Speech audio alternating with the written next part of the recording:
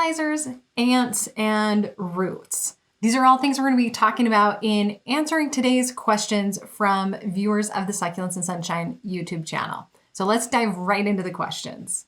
The first question is, what are some good alternative types of fertilizer? I've heard that people use chicken poop, rabbit poop, and other types of manure as a fertilizer. Is this something that I can use for my succulents? And if so, how do I use it?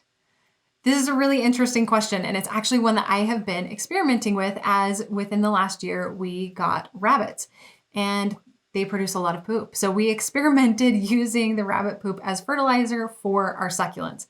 And so far it seems to have worked pretty well. I don't have like this dramatic story of how amazing they looked after we started using them, but I have noticed that they are growing more quickly than I would normally have expected.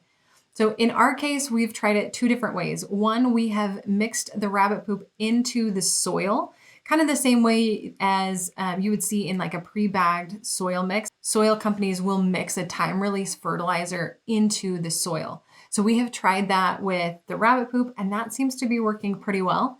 The other way that you can use it, and I got this idea from Annie at a Haven brand, they actually sell horse and cow manure for use as a fertilizer. So they put the manure in tea bags, and then you actually steep the manure tea bag and you let it sit for about 24 hours, and then you can use that water on your succulents. So I tried the same thing with the rabbit fertilizer, or rabbit poop rather, and so far it seems to be doing really well. One of the great things about using these is that they're really mild, and so you can actually use them every single time you water your succulents if you want, and you're not really going to run into issues with like over fertilizing or your plants burning from getting too much nutrients all at once. As far as using droppings from other animals, I would imagine that they would work in a similar way.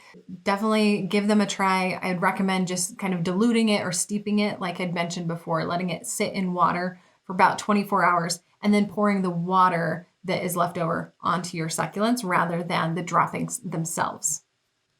The next question is about ants. So Marna said that she has had succulents in a greenhouse, and throughout the winter she kept getting ants, and she would spray with alcohol or diluted dish soap water, and the ants would go away for a little bit and then they would come back.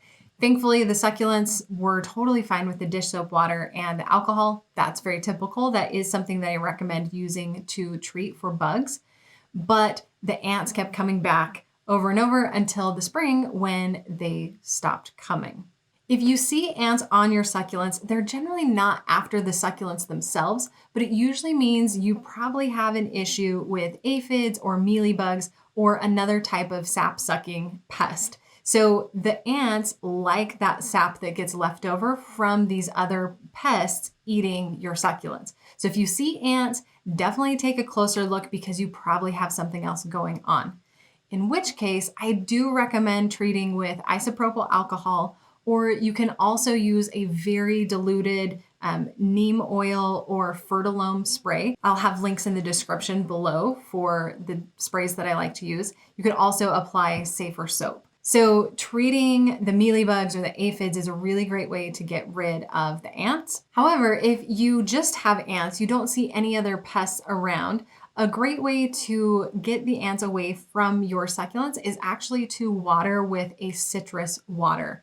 So you could have oranges or lemons and just let them sit in the water for a little bit and then pour that over the soil. Ants do not like citrus, and so they'll generally steer clear of anything that smells like citrus. So treating the pests and or using a citrus water should help keep them away.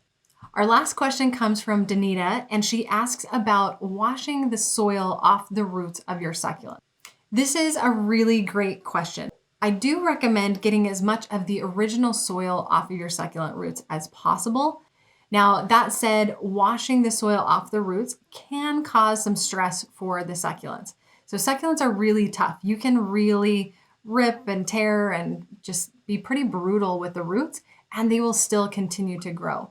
But one of the major issues that you can run into when you're working with the roots is getting them wet. So after you've removed the succulents from the pot, you've tried to remove most of that original soil as much as possible, those roots are going to be damaged. They're going to have cuts and scrapes and bruises in them. And usually these will all heal within a day or two. So if you let those roots stay dry for the next day or two, they should heal over, and then they shouldn't have any issues with watering. At that point, they won't absorb any extra water through those damaged areas. So that can be problematic if you are rinsing the roots of your succulents. That said, if you rinse the roots of the succulent off and you plant it and you just let it dry for the next couple days and you don't water it, they should heal just fine. Now, a lot of this will depend on how healthy the succulent was before you got it. So if it was already on the brink of being overwatered and then you rinsed the roots and you potted it, and so it's got a lot of water around those damaged areas of the roots, it's going to be a little bit more prone to rot.